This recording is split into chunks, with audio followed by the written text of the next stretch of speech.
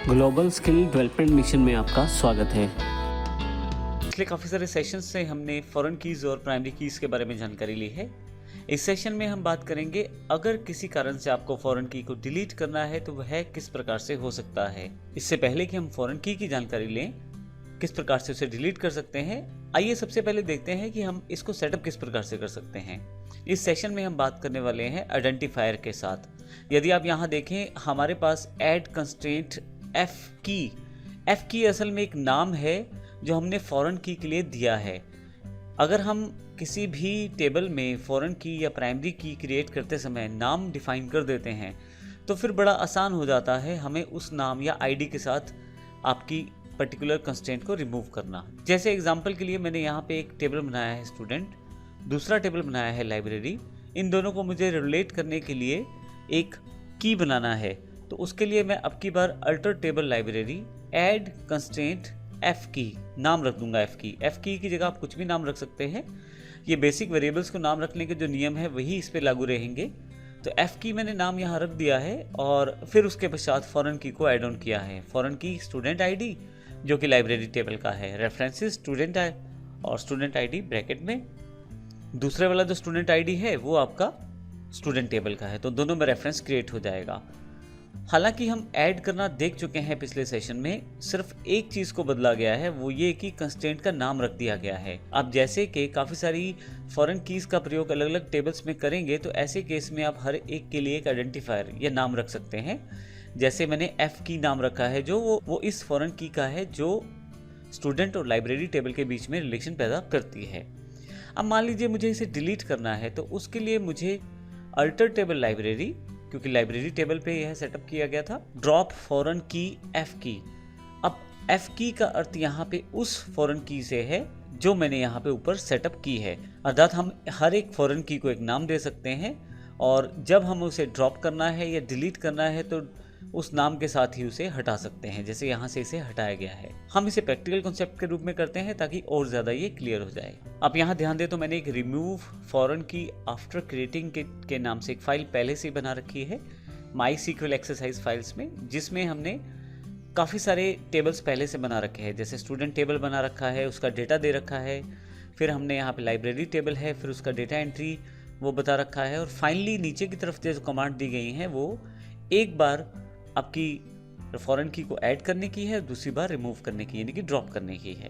तो ये सबसे पहले मैं टेबल क्रिएट कर लेता हूँ। तो मैं इस पूरे के पूरे सेगमेंट को ऊपर से नीचे की तरफ सेलेक्ट करता हूँ ताकि मेरे पास कोई भी एक्स्ट्रा लाइन सेलेक्ट ना हो जाए, और फाइनली इसे मैं कंट्रोल सी से सिलेक्ट कर लेता हूँ। यहाँ से SQL को सिलेक्ट करता हूँ यहाँ पे मैं, और कंट्रोल V प्रेस कर देता हूँ।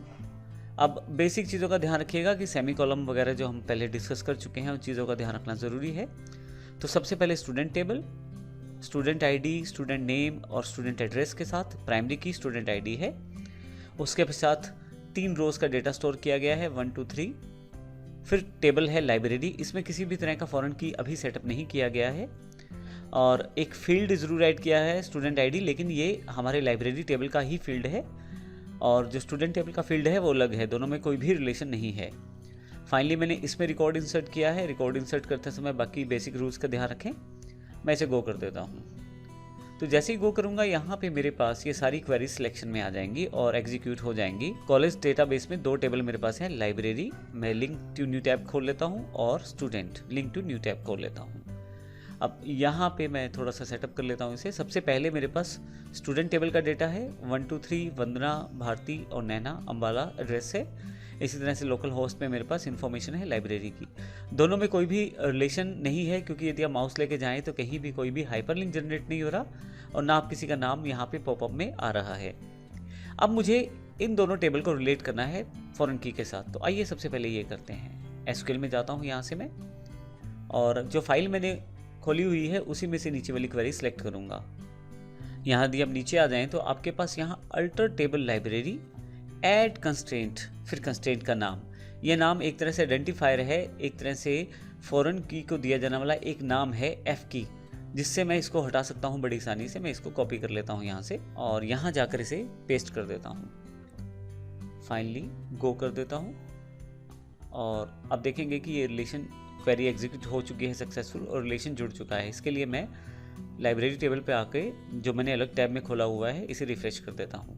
अब टैब्स का बेनिफिट ये रहेगा कि आपके पास डेटा एक साइड पे रहेगा। आप माउस लेके जाएंगे तो आपके पास देखें डेटा रेफरेंस में इंफॉर्मेशन रहेगी, और अगर मैं क्लिक कर दूं तो उस पर्टिकुलर टेबल पे भी, रिकॉर्ड पे भी मुझे लेके जाया जाएगा, तो इन्फॉर्मेशन मेरे पास यहाँ आ जाएगी। मैं अभी बैक कर देता हूँ यहाँ से। अब इसका मतलब ये हुआ कि हमारे पास फॉरेन की सेटअप हो चुकी है।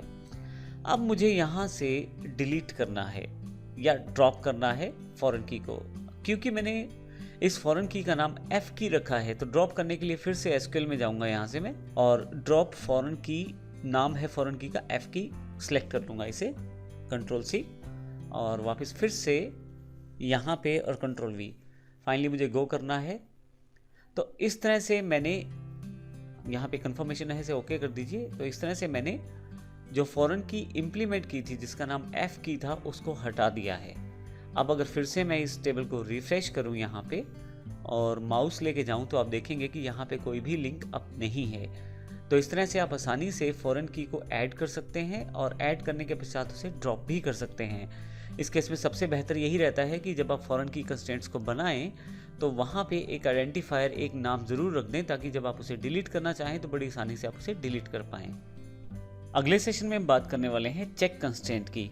चेक कंस्ट्रेंट को आप MySQL में किस प्रकार से प्रयोग कर सकते हैं। हालांकि प्रैक्टिकली चेक कंस्ट्रेंट को अभी MySQL के द्वारा प्रयोग नहीं किया जाता है, और हम देखेंगे इसकी टेक्निकलिटीज़ को और देखेंगे किस प्रकार से हम इसके कॉन्सेप्ट को समझेंगे नेक्स्ट सेक्शन में।